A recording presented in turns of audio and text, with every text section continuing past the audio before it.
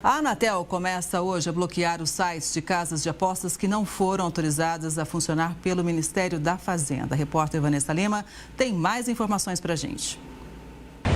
Olá, são pouco mais de 2.000 sites. São casas de apostas que não apresentaram pedido de regularização no Ministério da Fazenda ou que a documentação apresentada não foi autorizada e o pedido acabou sendo negado. A Anatel vai contar então com o apoio das operadoras de telefonia para que façam esse bloqueio e tomem medidas para impedir o acesso a essas casas de apostas em todo o território nacional. O prazo de resgate para os valores daquelas pessoas que tinham algum saldo nessas casas de apostas terminou ontem, mas pode ser que hoje essas pessoas ainda consigam fazer o resgate, isso porque leva um tempo desde a notificação da Anatel até que as operadoras tomem então as medidas de bloqueio. Um total de 93 casas de apostas conseguiram autorização para funcionar no Brasil. Como algumas delas têm mais de uma marca, então são um total de 205 bets autorizadas a funcionar. Para saber a lista completa destas bets autorizadas, basta entrar no site do Ministério da Fazenda.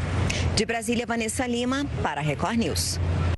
Pois é, essa informação é importante, né? Porque muitas empresas realmente são localizadas. Então, para a gente entender melhor, vamos fazer conexão agora com o advogado Luiz Augusto Durso, que é especialista em direito digital. Boa tarde, doutor. Seja sempre muito bem-vindo aqui ao Conexão Record News. Então, só para deixar claro, existem empresas, né, bets, que estão, sim, legalizados e outros que não. Então, por isso o governo está fazendo uma regularização, né?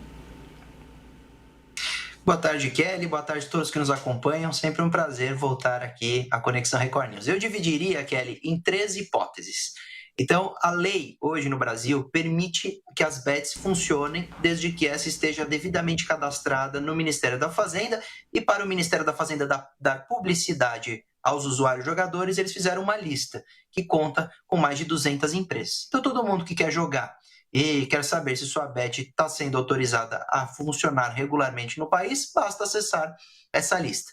Então, as bets autorizadas e regulares estariam nesse primeiro tópico nosso. E aí nós colocaríamos mais 2 tópicos.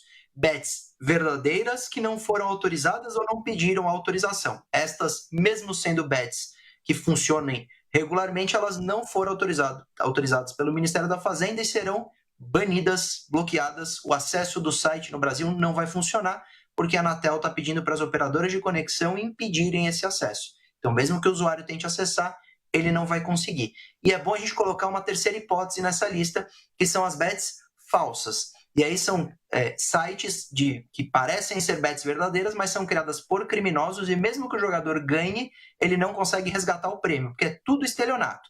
Então, nós temos as bets regulares, mais de 200, pode jogar, a lei autoriza, têm representação legal no país e estão regulamentadas pelo Ministério da Fazenda, divulgadas na lista. Bets que não foram autorizadas e serão banidas e bets criminosas, que são sites falsos. Tem que tomar cuidado, porque a Anatel, Kelly, consegue bloquear parte desses sites, mais de 2.000, como bem disse a matéria, mas sites permanecerão no ar. Então, não significa que porque o site hoje está funcionando, que o usuário não deve ir lá na lista da Anatel, do Ministério da Fazenda, para verificar se você pode jogar nesse site, se ele é confiável, porque outros sites estarão no ar e não necessariamente são verdadeiros e confiáveis. O jogador ainda tem que ter cuidado e ser diligente para dar uma olhada na lista do Ministério da Fazenda.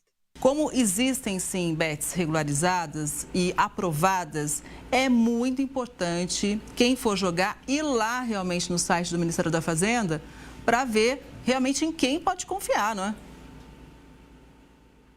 É importante saber isso. O jogo, desta forma, via bet, está legalizado com uma lei que foi promulgada no último dia do ano passado e entrou em vigor no primeiro dia desse ano. Desde então, o Brasil tem tido uma dificuldade muito grande em regulamentar tudo isso, porque é complexo, né? O ecossistema é complexo. Nós temos muitas casas de aposta querendo participar, muitas bets, né? Nós temos também a questão da segurança do jogador, confiar se o site é idôneo, se ele paga aqueles que recebem o prêmio, se ele recolhe devidamente os impostos, se ele valida as apostas. Tudo isso está sendo fiscalizado agora pelo Ministério da Fazenda e acontecia, é interessante a gente fazer esse histórico, Kelly, de maneira não fiscalizada. Por quê? Porque nós temos autorização de bets no país desde 2018, mas nós tínhamos as bets estrangeiras. E quando a bet não estava hospedada no Brasil, mesmo que o jogador tivesse qualquer problema com a Bet, ele não conseguia processá-la, porque ela não tem sede nem representação legal aqui. O Ministério da Fazenda e o governo federal, ao regulamentar, o Congresso também, essas bets, ele obriga a ter representação legal no Brasil, o que facilita o jogador a também tomar medidas com órgãos de defesa do consumidor, com processos judiciais. Então, qualquer problema que tiver daqui para frente, ele tem o que fazer. Só que ele só vai ter o que fazer como jogador, consumidor, usuário, se ele apostou e utilizou uma bet que está na lista do Ministério da Fazenda, e ele tem, claro, ser maior de 18 anos, tem todas as regras padrões. Por isso que a grande orientação é essa. Com relação aos jogadores de bets que não estão nesta lista, Kelly, isso também é muito importante a gente frisar, você precisa resgatar o dinheiro, porque o site vai ficar inacessível no Brasil. Então, se você joga numa bet que não está nessa lista do Ministério da Fazenda, resgate imediatamente o seu dinheiro, porque é bem provável que a partir de amanhã você vai tentar entrar no site dessa bet e ele vai dar como página não encontrada. E o seu dinheiro vai ficar lá parado para sempre nessa bet se você não conseguir resgatar. Por isso que mantenha a comunicação com essas bets, pegue o e-mail dessas plataformas, porque mesmo que você não consiga entrar no site, pelo menos você consegue ter troca de e-mails. Você precisa solicitar o resgate para tirar esse dinheiro dessa bet que vai ser banida no país antes dela efetivamente sair do ar. Doutor, isso é importante a gente reprisar aqui. Muito bem lembrado. Agora, tem uma outra notícia chegando aqui que gostaria da sua análise. É o seguinte, o Ministério da Fazenda apresentou sugestões para regular o mercado das grandes empresas de tecnologia, as chamadas Big Techs. Vamos ver. O objetivo do Ministério da Fazenda é evitar que poucas empresas controlem o mercado digital, sem que haja impacto nos conteúdos publicados nas redes. As medidas propostas foram divididas em 2 grupos. A primeira parte diz respeito à Lei de Defesa da Concorrência e defende uma maior atuação do CAD. Entre as ações sugeridas estão a criação de critérios e de um faturamento mínimo para definir quais são as plataformas relevantes para os mercados digitais, a definição de obrigações de transparência, o estabelecimento de procedimentos que permitam a investigação das empresas e o reforço da cooperação com outros órgãos reguladores, como a Agência Nacional de Telecomunicações, a Anatel. A segunda parte sugere atualizações nas ferramentas usadas pelo CAD para identificar riscos à competição entre as empresas do mercado digital. A gente não quer de forma alguma prejudicar a inovação, a gente não quer impor custos excessivos com regulação para as empresas, a gente quer que todo mundo se beneficie do ganho de produtividade que esses serviços digitais vão trazer, a gente não quer matar essa produtividade. Apesar da pretensão do governo de avançar com as medidas, ainda não está certo se isso será feito por meio de um novo projeto de lei enviado ao Congresso ou com a alteração de propostas que já estão em tramitação. Pois é, doutor, é um desafio do Brasil e também de todos os países, não é?